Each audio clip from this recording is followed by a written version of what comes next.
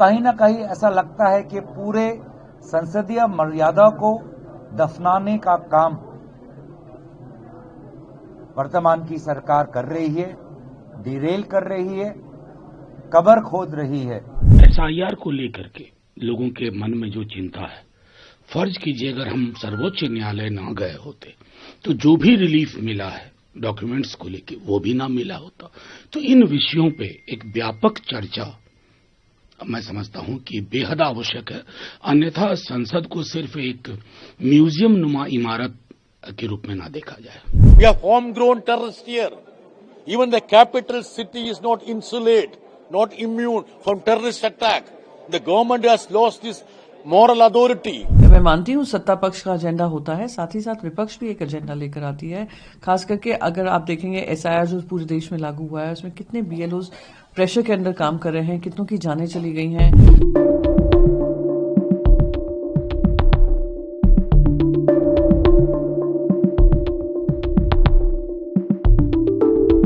Delhi blast means what? The national security, the security of this nation is under the cloud. The Home Minister during the last session in Parliament had said that all the terrorists have been wiped off from this country. Even if a terrorist step in from Pakistan, we will shoot between the eyebrows. What happened? We have homegrown terrorists here. Even the capital city is not insulated, not immune from terrorist attack. The government has lost its moral authority. So we want to have discussions on all these issues, including the electoral scene, the high-handed positions taken by the Election Commission, the federal issues, and numerous issues like labor courts, etc. We are not against review of the electoral rolls. We have made it amply clear. But what is the steering hurry? What is the sanctity of the deadline? Kerala, as I said, is having the local body elections, and we said that the same government officials are deputed for this also. In the name of local body elections, they deferred the SIR in Maharashtra. So what is this discrimination between BJP ruled Maharashtra and opposition ruled Kerala? We want to expose this actually. So we want that the parliamentary affairs have to keep the word saying that if you widen the topic of electoral reforms, etc., we will discuss. Yes, we are for that. Let us widen the topic of SIR. Let us bring in electoral reforms. Have a full-fledged structured discussions. If the parliament is stalled, disrupted, the honors, the responsibilities squarely rest on this government. सत्ता पक्ष भाजपा, प्रधानमंत्री मोदी जी, केंद्रीय गृह मंत्री जी के नेतृत्व में भारत की लोकतंत्र और संसदीय मर्यादा परंपरा को खत्म करने पर तुली है। आज शीतकालीन सत्र मात्र 19 दिनों के लिए, जिसमें से सिर्फ 15 दिनों के अंदर चर्चा हो सकती है, शायद सबसे छोटा ये शीतकालीन सत्र होगा। और इस शीतकालीन सत्र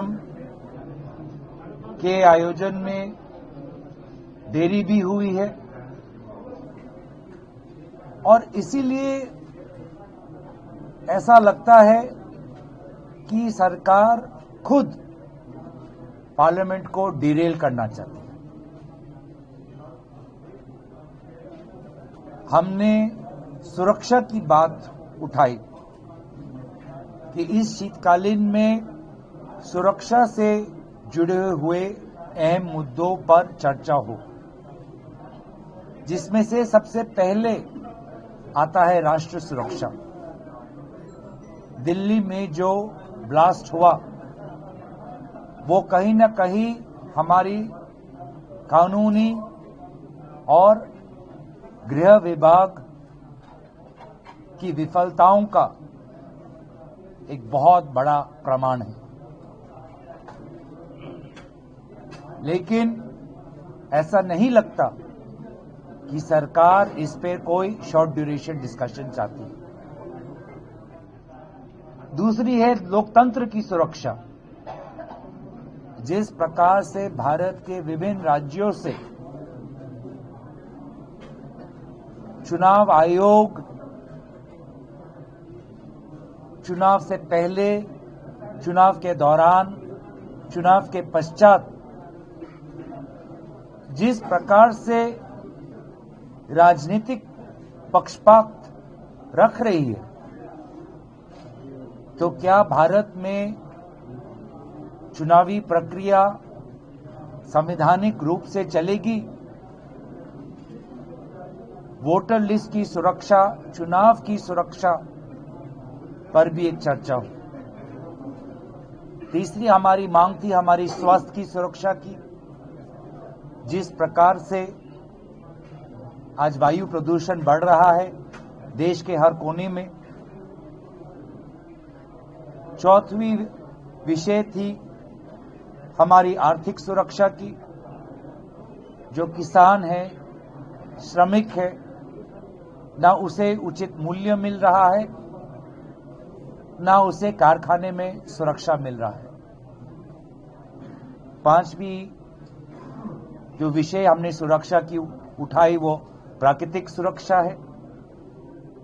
जिस प्रकार से बाढ़, जिस प्रकार से लैंडस्लाइड, तूफान आ रहा है, कोई तैयारी नहीं। और हमने बात ये भी उठाई कि जो हमारी विदेश नीति की जो हम देख रहे हैं, दूसरे देशों के अनुसार भारत आज अपना विदेश नीति बना रहा है।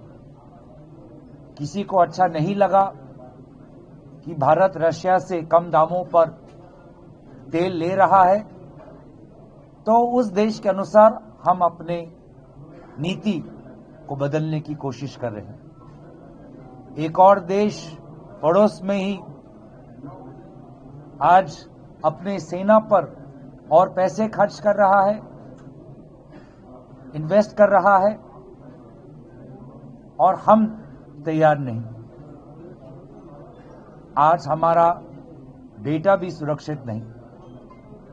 आर्टिफिशियल इंटेलिजेंस के युग में जिस प्रकार से तैयार होना चाहिए, हमने सदन के अंदर एक बार भी सुचारू रूप से इस पर चर्चा नहीं की।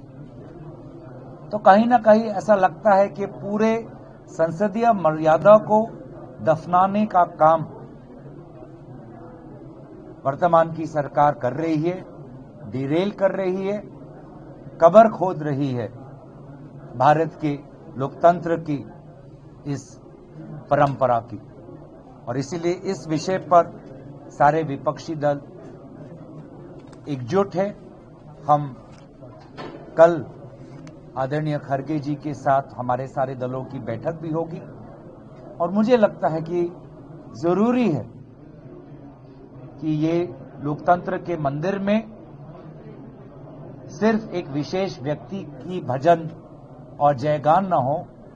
इस लोकतंत्र के मंदिर में लोकतंत्र की परंपरा, संविधान की सुरक्षा और सुरक्षा की जो विभिन्न विषय हमने उठाए उस पर चर्चा हो, ना कि एक विशेष व्यक्ति की भक्ति और उनके प्रति भक्ति या उनका जयकार। धन्यवाद। कई वर्षों से आप देख रहा हूं, फिक्शनल चीजों पर बातचीत बहुत होती है। चुनाव तक में जनता के मौलिक मुद्दे गायब कर दिए जाते हैं। उसमें बहुत बड़ा सहयोग है मुख्यधारा की मीडिया का, मुख्यधारा की मीडिया प्लेटफॉर्म्स का। उम्मीद करेंगे कि सरकार चुनाव के आगे जाके सोचे कि क्या आय की असमानता विषय नहीं है चर्चा के लिए? क्या जीडीपी का ग्रोथ स्टोरी जिसकी बहुत चर्चा हो रही है, क्या वो दैनंदिन की जिंदगी में अगर नहीं दिख रही है तो क्या उस पर चर्चा ना हो? एसआईआर को लेकर के लोगों के मन में जो चिंता है, फर्ज कीजिए अगर हम सर्वोच्च न्यायालय ना गए होते तो जो भी रिलीफ मिला है डॉक्यूमेंट्स को लेकर वो भी ना मिला होता। तो इन विषयों पे एक व्यापक चर्चा मैं समझता हूं कि बेहद आवश्यक है। अन्यथा संसद को सिर्फ एक म्यूजियम नुमा इमारत के रूप में ना देखा जाए। भारतीय जनता पार्टी को और बल मिलता है और फायदा मिलता है और देश के जो ज्वलंत मुद्दे हैं उससे ध्यान भटकाने का काम होता है और वही हिंदू मुसलमान विवाद पर फिर से बात आ जाती है। और टाइमिंग पे भी मैं सवाल उठाऊंगी, खास करके क्योंकि पार्लियामेंट सेशन अभी शुरू होने वाला है।